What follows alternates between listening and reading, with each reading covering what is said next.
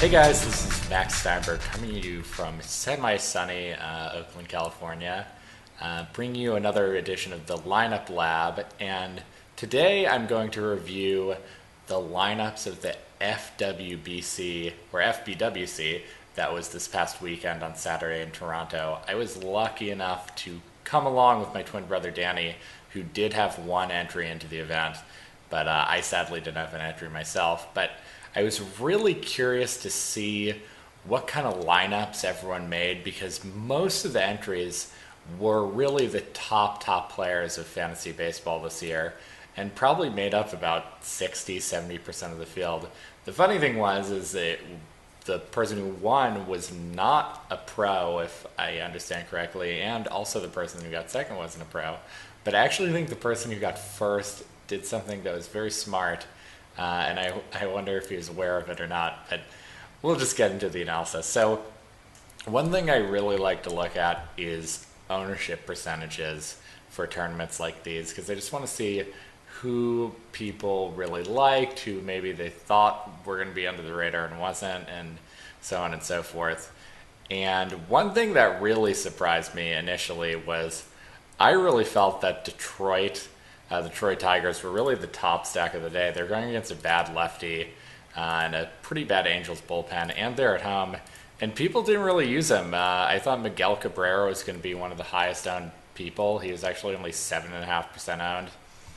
People just did not love them, and it did end up not working out. But I do think it was a really weird play, and I think people underrate this sometimes, that players at home historically actually perform better than players on the road. But I think daily fantasy players like to favor those road teams because they like to see change. You know, you have someone like, for example, the San Francisco Giants, who are at a really bad pitcher's park when they're at home, and they go somewhere like Great American Ballpark, and people are going to like them a lot more than the Tigers, who are just ho-hum, just staying at their own home park. That is a pretty good hitter's park. And I think that this is a little underrated, that people just don't use the home teams. But that being said, it didn't work out. Totally fine. I think that if I were to play this tournament, I would have used a Detroit stack and I would have lost. So that would have been too bad. So anyways, I wanted to get into two things that I thought were interesting. The first thing was Dallas Keuchel's ownership, which is 70%. This was really unexpected by me, and I honestly didn't expect this at all. I think that a lot of people might have thought this was a little sneaky, and if they thought this was going to be more chalky, you probably would have gotten less ownership. And I think that's what happens in these high stakes tournaments sometimes, is there's usually a pretty hard cap on who's going to be high owned, because once it becomes obvious someone's going to be high owned, a lot of sharp players might move away from him. But this was not that obvious. That being said, there weren't that many great pitchers to choose from, aside from Noah Syndergaard, who's really expensive. So I think he got a little over-owned because people just didn't expect him to be that highly owned. And I think the logic that went into this is actually kind of flawed, and it's something that people use quite a bit, and I really disagree with it. And it's basically just historical performance versus a certain hand. So right now I'm on FanGraphs, and we're looking at the teams who have done worse this season versus left-handed pitchers. Now, surprise, surprise, the Rays have the highest strikeout rate and a pretty low OPS. Really good signs. That being said, the Rays roster has actually changed a lot, and it looks a little different. One way it looks different is Matt Duffy is in this lineup, and Matt Duffy is a guy who does not strike out a lot. He strikes out 15% in total, according to Steamer, and really, really low against lefties. So I think that people were actually overrating the Rays as a strikeout lineup. That being said, they did have two lefties in the lineup, which is higher than normal against the left-handed pitcher. And they have Souza and Mickey Mantle and Tim Beckham, who are all pretty high strikeouts. So it wasn't like it was a bad play. I just think people were overrating this matchup slightly. And the other thing is to keep in mind is Houston has a really good bullpen. So this 3.1 runs that Vegas is projecting the Rays to score is actually not just all Keuchel. It has to do with the Astros' really good bullpen. And so it makes Keuchel look better than he is from a sports betting standpoint, and he really was not. That being said, he had an okay game, and he really got bailed out by the win here. And it looks like even if he didn't get the win, Cash Money would have won anyway.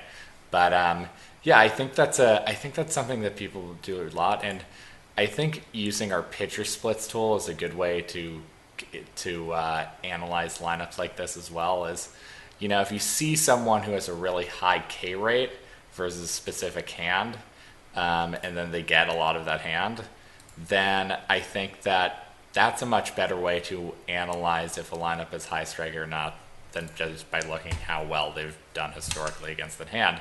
Because lineups change a lot throughout the season. Now, if lineups are getting worse, for example, like the Brewers, now they're using Keon Broxton, who strikes out 30% of the time. Domingo Santana's back. He strikes out a lot. Chris Carter is one of the highest strikeout guys in the league. This is a lineup that strikes out a lot. Now, I'm curious what he'll say Brewers against righties, because I would think they're the highest strikeout lineup, and they're probably, actually they are, but this number probably is now like 28%. It's probably really, really high. The difference between, and the Padres actually has drastically changed as well, because they now have a lot of lefties like Dickerson, Schimpf. They now have this guy as Waldo Arcia, is actually a pretty good hitter. They're not going to be a team, they trade away Matt Kemp, they're not going to be a team that strikes out against righties that much. But according to this, they're the second worst team, which I just completely disagree with. So I think this is a dangerous way to look at these things, but I think that I've now beaten a dead horse on my point. So the last thing I want to do is analyze Cash Monet's lineup. And he used a Cincinnati stack, which ended up working fantastically with two Mats who hit home runs, which also worked out fantastically. And, Cincinnati was a solid stack. They were projected at 4.8 runs. That's, I think, fourth to the Cardinals, Cleveland, and Detroit. So clearly it was, a solid stack. It's the great hitters park in Zach Godley. But I think what really, really was cool about a red stack was actually the bullpen of the Arizona Diamondbacks, because I think people don't really look at bullpens enough, and they can be really helpful, especially because you can have this situation where the starting pitcher blows up, and then the team doesn't really have a good pitcher to, do damage control. And that's exactly what happened with the Diamondbacks, because Godley had a bad game. And if you actually go to FanGraphs, you can look at this page that shows, you just go to team stats, pitching, relievers, and click for active rosters, because we just want to see who's on the bullpen right now. And look at XFIP, which is one way to analyze how good a pitcher is doing. It's a pretty decent one. So if you look at the top, you'll actually see the Diamondbacks actually have the worst bullpen in baseball right now. Or debatably. You could look at other stats and maybe say there's a couple other teams up here who might be worse, but the D-backs have a really bad bullpen. So when you have this situation where you have a pitcher like Zach Godley, who's okay, but obviously has blow-up potential, if he blows up, the Reds are going to keep piling on the run. I think that's really what happened. Godley, I think, went 2 or 3 innings, and then they just put in this guy Campos and just let him just die out on the mound, making him pitch 3 or 4 innings, and he's terrible. And that allowed the Reds to score like 13 runs. Scott Schebler had 2 home runs. He's an okay young player. You got a lot of guys just piling on the fantasy points. And I think that's really why the Cincinnati stack was a sneaky good stack. And they weren't totally overlooked. They definitely had ownership, but they definitely were a really good stack, and I think this was a smart play by Cash Money. Now, The rest of the players, I think he obviously got lucky here. The next two players, he used some mats. They both hit home runs.